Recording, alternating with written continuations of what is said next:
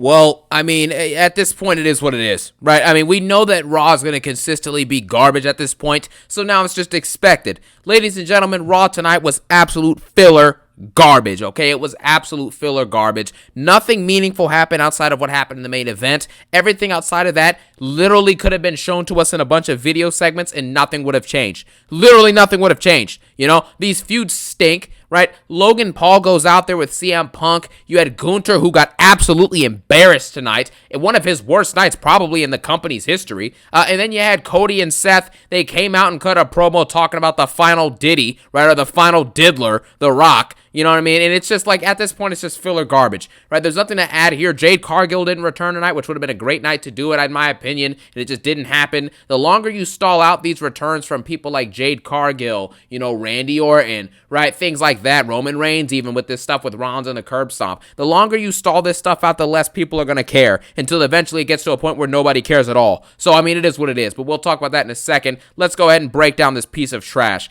Logan Paul comes out and basically starts off with a promo, gets booed out of the building, does like a cheap heat, you know, classic heel promo, basically saying he's going to win the chamber, and that's pretty much all he really has to say. He mentions how he never wanted to come to Cincinnati tonight, but, you know, he came anyway because he's super humble, right? And that's his new theme song. It's just like, I'm humble, I'm humble, I'm humble, I'm the humble. Like, dude, just stop, you know what I mean? It's a terrible theme song. Logan Paul's one of my favorite wrestlers, though, because, I mean, he's incredible in the ring, and he's usually pretty good on the mic.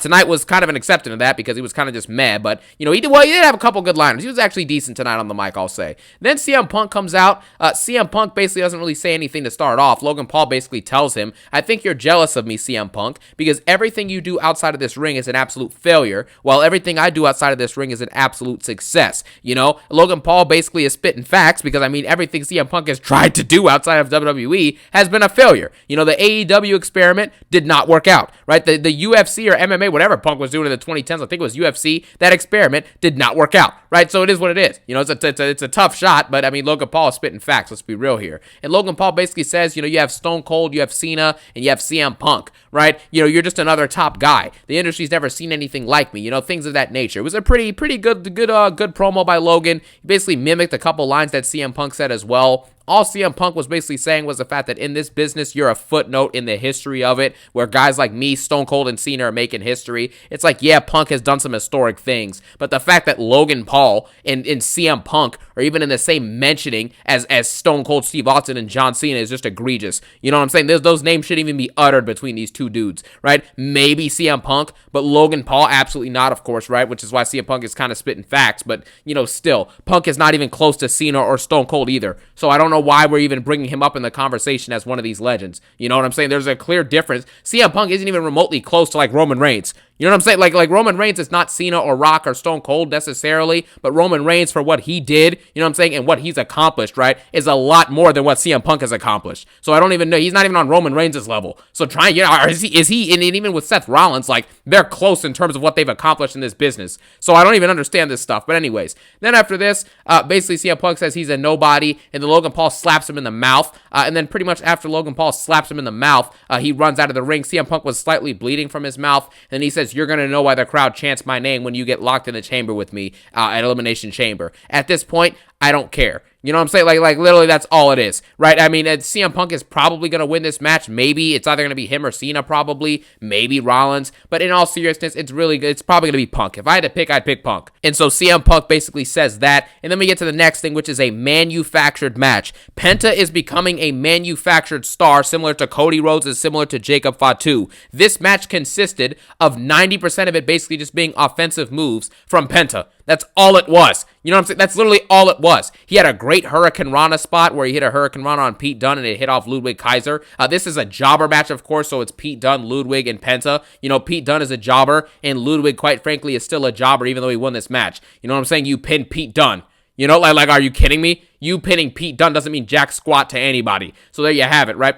Basically what happens here is that Penta hits a Mexican driver. Really cool spot where he jumps over Ludwig to hit it. Pretty cool moment, you know? But the fact is that this was just a Penta showcase versus two jobbers. You know, it's a manufactured match. Ludwig and Pete Dunne basically do no offense. They're just there to take moves and make Penta look cool and to make him look like more of a star, which is why it's manufactured, right? There was never a situation where John Cena, right, or anybody you can think of that's any great, you know, an all-time great level person was going out out in the ring in their prime and actually was forced to sit there and take moves, you know what I'm saying, in order to make someone else look better. You know, it just doesn't happen like that. It doesn't happen, you know, unless you're really just trying to get manufactured and really pushed by the system. And that's just what this is. And it's very unfortunate for Pete Dunne and Ludwig that they have to be relegated to this. Ludwig did end up winning the match, which I like. I thought it was a solid decision, but it doesn't change the fact that they gave him this as a pity win. You know, after losing for so many weeks to jobbers and actually just sitting here in a match that lasted like 15 minutes and just taking Penta's moves for 15 minutes, he finally won a match. So congratulations. Pete Dunne did a good job of selling in this match, and Penta looked decent, but still, he's a manufactured star, so I don't really care.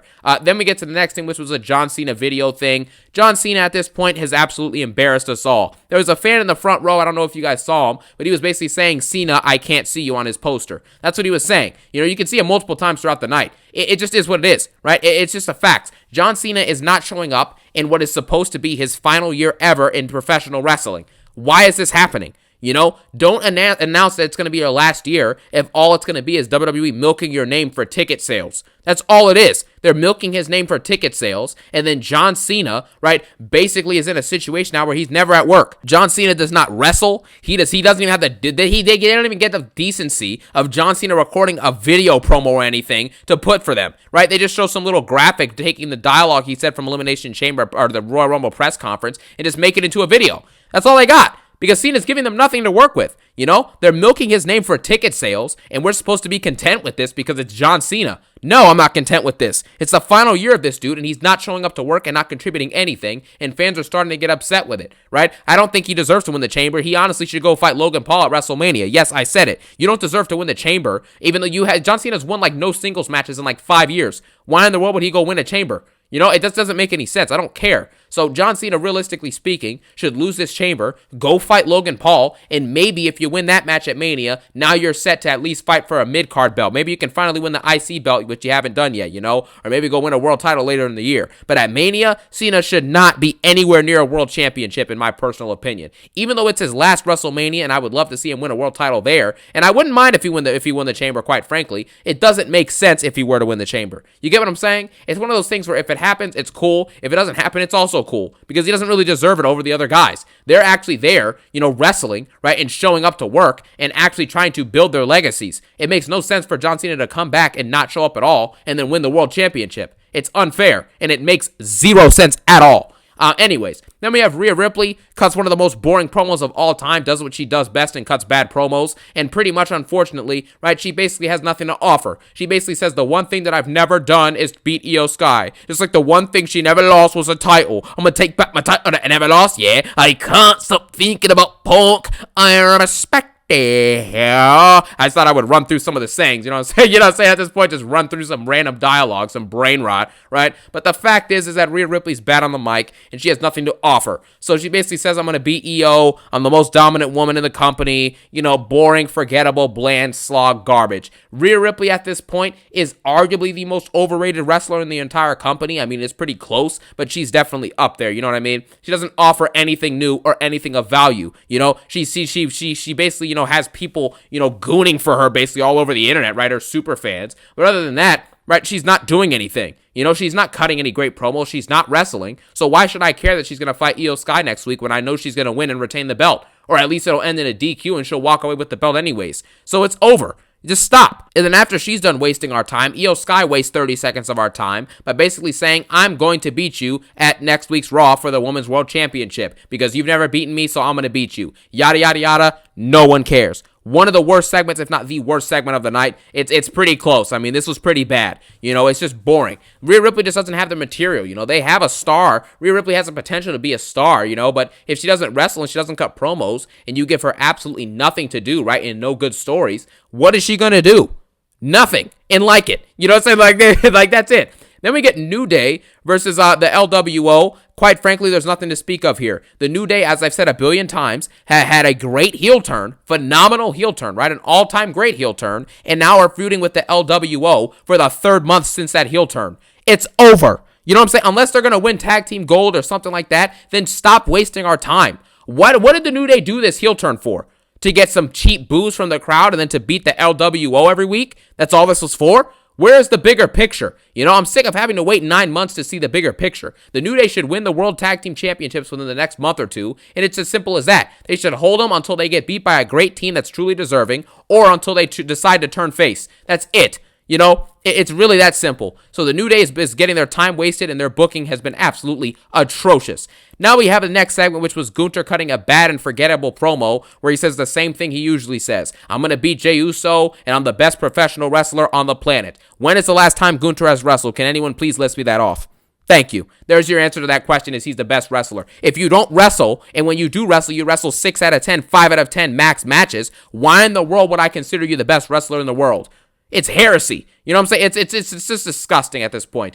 Then, after Gunther says that, he basically brings out Akira Tozawa. He says that they're similar because Tozawa and him basically had to give up their lives in order to pursue wrestling in America, and all that stuff, which is whatever, I guess. I mean, I don't really know what to say about anything that Gunther was saying on the mic to Tozawa, basically trying to motivate him and saying that Tozawa can do better than doing random TikTok dances with losers like Maxine Dupree and Otis. That's what he says. And then he basically announces that he's going to have a match with Tozawa. This was an absolute nothing burger, but this is where Gunther officially now has been officially buried for good. Gunther is an official jobber. He does not wrestle. He never shows up to work really to do anything of meaning, and he never cuts good promos. And if he does cut a good promo, it's usually followed by him not showing up for 3 or 4 weeks, or it's followed by him saying a garbage one-liner after a great one-liner.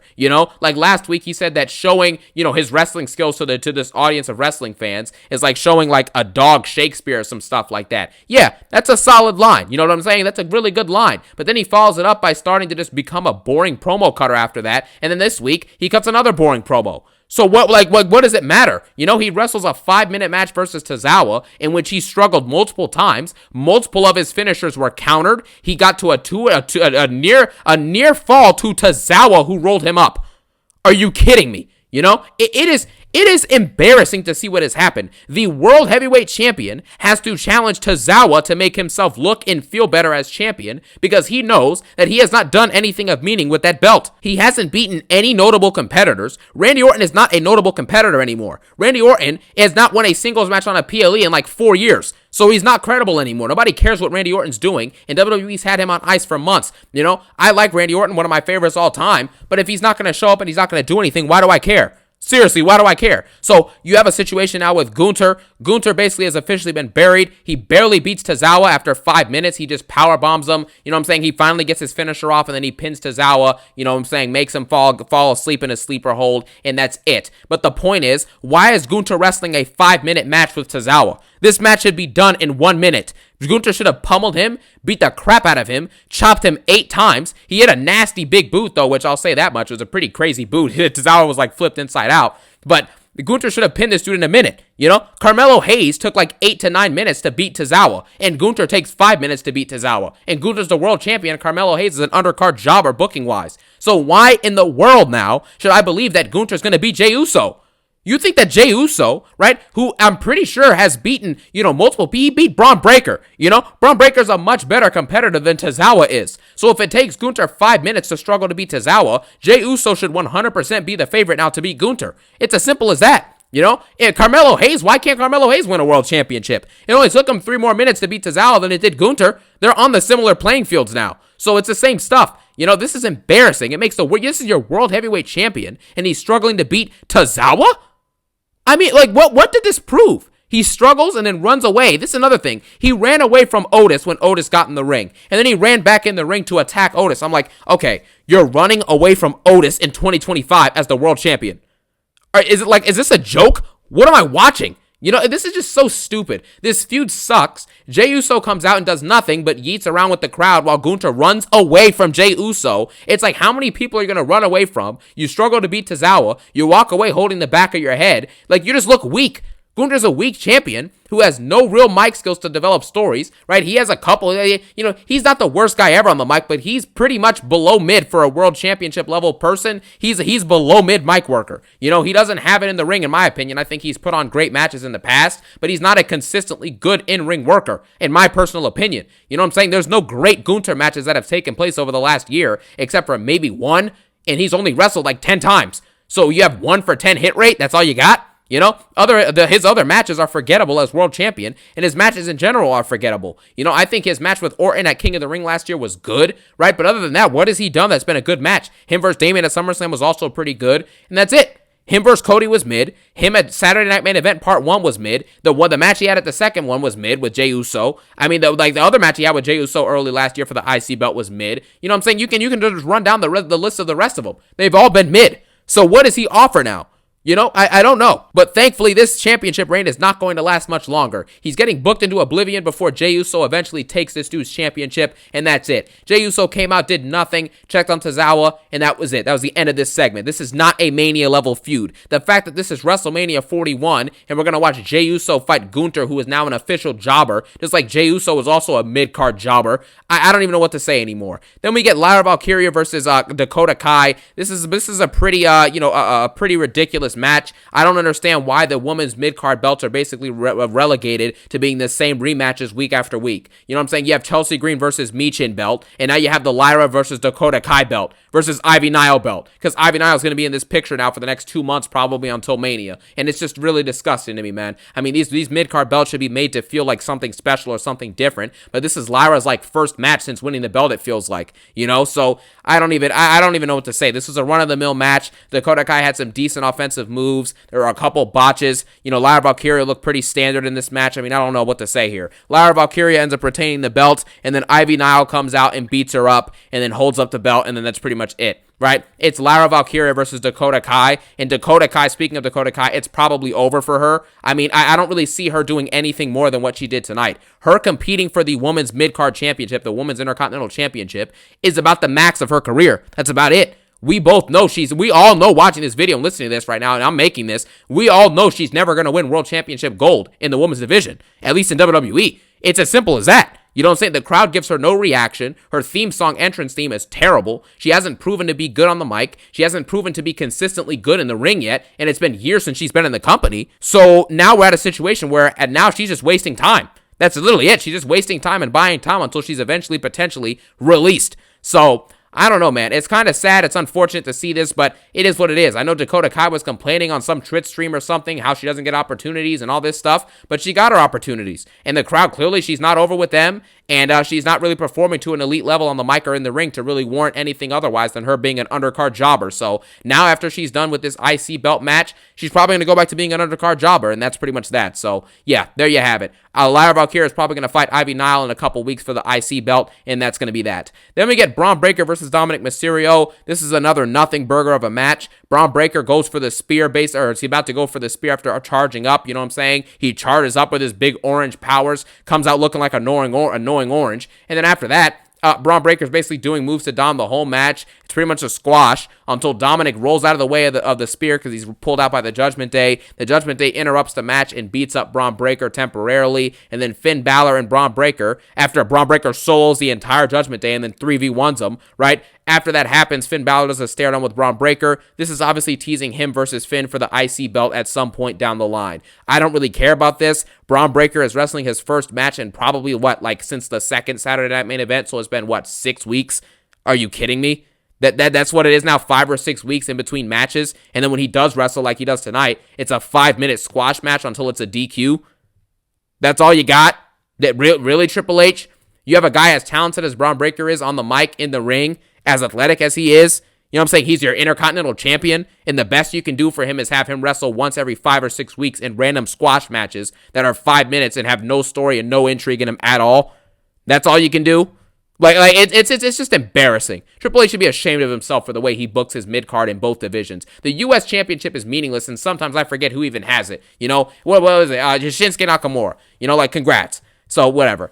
Anyways, then we get Sami Zayn. He's in an interview segment. Again, like I said, Sami Zayn and Kevin Owens is the same repeated nonsense. Sami Zayn's fake crying because he visited Kevin Owens' mom and he's upset with himself for what he's become and what Kevin has become. Stop. It's the same match we've already seen. It's going to have some table spots, maybe a ladder spot and some chairs involved. That's it.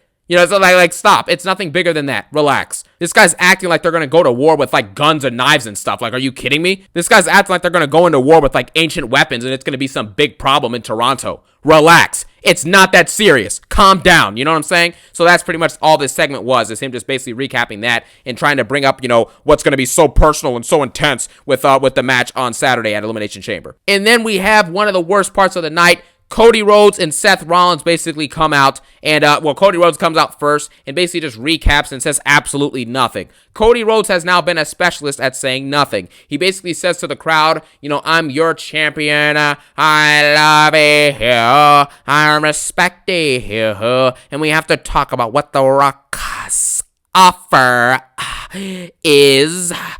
Like, dude, what are you doing? You know, cut a promo and please get out of the ring. That's really all you need to do, dude. Just don't overstay your welcome. And then Seth Rollins comes out and basically says, Cody, do not side with the final ditty. And this is where the problem comes in with this entire situation. Seth Rollins spent his whole beginning of last year trying to get Cody Rhodes that championship and topple Roman Reigns and topple The Rock. So how are we now at a point that Cody Rhodes, whose entire story was built on the fact that he needs to finish his story and win the championship that his father never got to hold, he wins the championship, and now all of a sudden The Rock randomly has an offer that's bigger than that? It's like, what can be bigger than that? You're on the posters of all the PLEs. You're on all the posters for all the billboards. You're saying you're the goody two shoes, the biggest face in the company, arguably, right? Besides like Jay, obviously, and then Roman, and, you know, a couple others there, Punk, obviously, right? Guys like that. But Cody's got the belt. He's got the North Star of the wrestling industry. And The Rock comes out and says, I have a special offer for you. I want you to be my champion. Like, what is The Rock going to offer that you don't already have? You have the money, you have the fame, right? You're on all the billboards, all the posters, everything like that. You're over with the crowd, and you have the championship that you strived years to earn, your whole career to earn, and you've had it now for nearly a year. What is The Rock going to give you that you don't have? It makes no sense. So anything Seth and Cody even say here is just meaningless to me. You know, they're not talking about anything because this story means nothing. It was thrown together last second. The Rock added absolutely nothing to anything this Mania season. And quite frankly, even though they're going to probably have a segment at Elimination Chamber or whatever's going to happen there, a little promo, whatever the heck is scheduled, no one cares. Right? What is this going to mean? Oh, Cody sold a soul. Oh, he didn't sell a soul. Like,